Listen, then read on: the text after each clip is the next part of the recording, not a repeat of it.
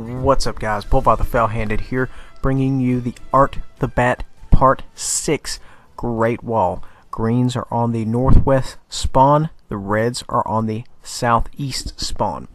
Typically, on this board, I will take the A0 area, top of the hill. If you go K1, that is the heavy, straight-up dick slinging. You need to not be about that life if you were in a medium tank, any medium tank. The Bat Chat, of course. You know, the crunchier medium tanks can go down to K1 and maybe do work. But what you have to look at is the overall. Your heavy tanks are going to be down there. Your TDs are going to be behind those guys. So that, you know, you need to not be about that life. In this case, our 3-man is going to roll the opposite side here of the middle. I don't think this was my call. I think I was just going with it. We end up making some of this work. And what you want to set yourself up in this particular situation is a flanker. You want flank shots. You never want to be shooting someone straight forward. You know, you want to get them side shots. And that's kind of what we're doing here. And honestly, if you've got a 5-man platoon, you could send some of your guys to, you know, the A0 area and have some of the guys in the middle. That way you could get people in a crossfire. That position will also work well. At any rate, you know, we've got a motherland here. You know how this story ends. He's running up on a 3-man platoon. It's not going to end up well for him. You know, we're in a good position right here. We do have greens on the hill there, moving towards A0. You don't want to put a lot of stock in greens because most of the time they'll screw you. You know what I mean? Just as soon as you think they're going to do well, they'll end up screwing you. So my man is covering me here while I'm falling back, reloading. We also have one of our boys here, the Hefe of Bull 2, as it were, and his 140 to keep up the pace if both the Bat Chats are down, which is not actually the case. I think we've got the other bat there, J-Bone. I think he is up and running. You know, at this time, we're just kind of scoping around. We're just trying to see if we can't get some targets of opportunity. We're in a very good position. If they try to roll this middle, they've got to come over the hill, exposing themselves. My man's here, Zodiac, was keeping an eye on the middle pass here. So essentially what will happen is if we sense they're getting weak in the middle, we can come down through the middle. If they're coming through the valley there where the town is and they're getting weak, we can roll them through there. So we've got a lot of options here. As you can see, there's a red down there. It's a E7. He is in perfect crossfire from us and the greens. Granted, we are not utilizing this as we are currently engaged. I, however, am on the losing end. Listen to me very carefully. Your one takeaway from this is if you are on the losing end, reload and get the fuck out of there. That needs to be your one takeaway. There's a guy down here. He's alone. He's surrounded. He's got greens on him.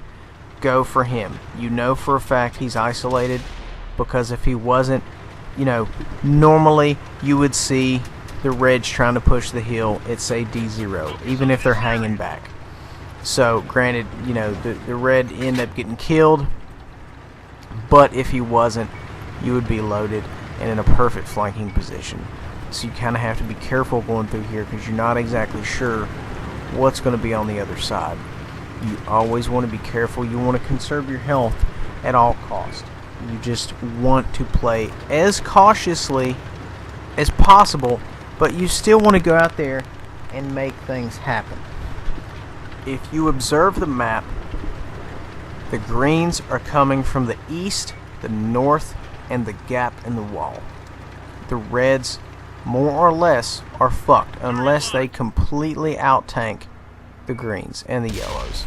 I don't necessarily think that's going to happen. And at this point, you know, if you look at us, we're above half health. We're long dicking. You want to essentially use your friend's view range. You're low health. You want to utilize their view range. You want to make long distance shots. You want to be patient. The most important thing that you can do in this tank is keep a cool head. You don't want to rush in. You don't want to clip anybody. Especially, you know, not even this late in the game do you want to rush in and clip. I mean, there's still a good number of tanks out there. If you rush out the clip, what's going to happen is you're going to get ended. If you're not going to get ended, you're going to get hit so many times. You're going to be so much low health, it's not even going to make it worth your while. What you're going to do is you're going to run out there. You're going to end up trading. You may very well be the victor. Okay, if there's only one tank, sure, you may win, but at what cost?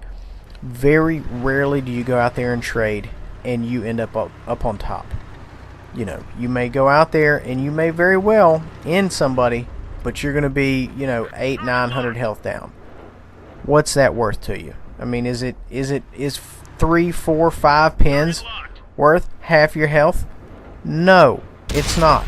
You may do 1200 damage, 1600 damage, but you're losing half your health. You need to look at the bigger picture. You don't want to look at, hey, I ended the game with 6-7 pins.